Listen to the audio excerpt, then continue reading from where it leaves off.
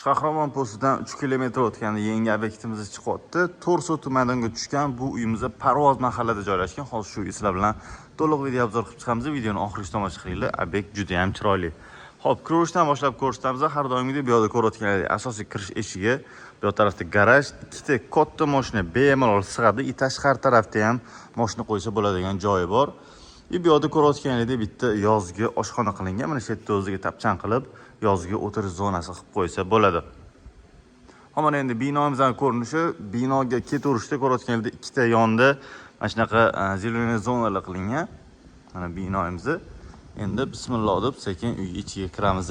Aytib o'tganimdek, bu uyimiz to'rso tumaniga tushgan. Bu yerdan podvalga to'g'ridan-to'g'ri tushsa bo'ladi, lekin binoning ichidan ham kirsa bo'ladi. Biz binoning ichidan kirib ko'rsatamiz. Xo'p, kirishimiz bilan birinchi bizani mana shu bitta hol kutib oladi.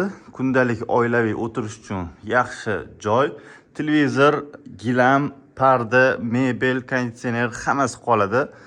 Hammasi tayyor holatda qilib qo'yilgan. Xo'p, holdan keyin mana chap tarafda bitta oshxona bo'lyapti.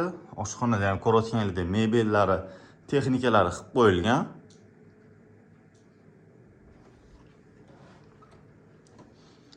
Bitta bo'lsa, endi mana to'g'rida bitta uyimizning zali. Mana ortiqcha narsalarga e'tibor bermaysizlar, pardaning narsalari.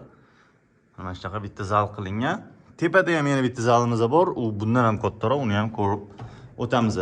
Xo'p, endi chap tarafda bo'lsa bitta sanuzel birinchi qavat uchun общий. Bitta spalnya birinchi qavatga. Xo'p, bu yerda deraza ko'rasizlar, u derazamizni orqa tarafiga qaragan. Hozir orqa tarafni ham birga ko'rsatib o'taman. Bu yerda lekin orqa tarafi yopilgan, tepalari, yo'llari hamma yopiq. Mana shunaqa holatda.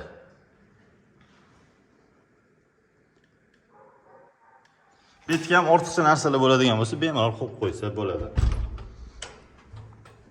Xo'p, birinchi qavatni ko'rdik, endi ikkinchi qavatga chiqamiz.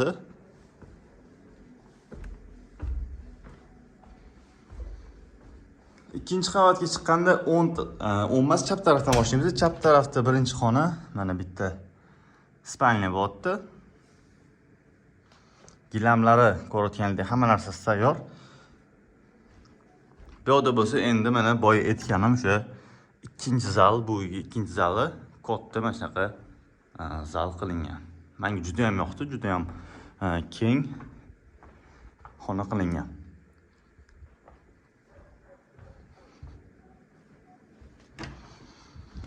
Bu yerda endi mana yana bitta spalnya. Bu spalyaning farqi, buni o'zining ichida alohida sanuzeli bor.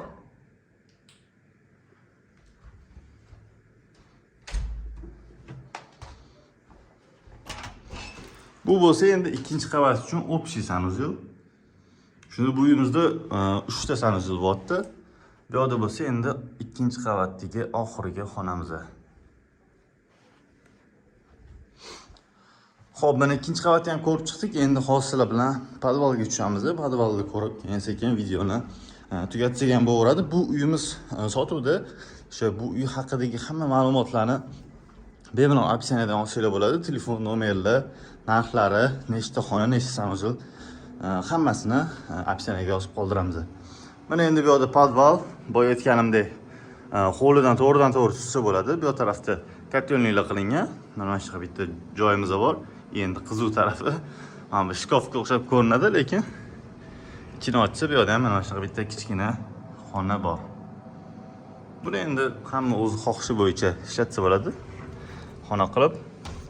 Shu, agar videomiz yoqqan bo'lsa, like bosib qoldiringlar. Keyingi videolarda ko'rishguncha xayr, sog' bo'linglar, salomat bo'linglar.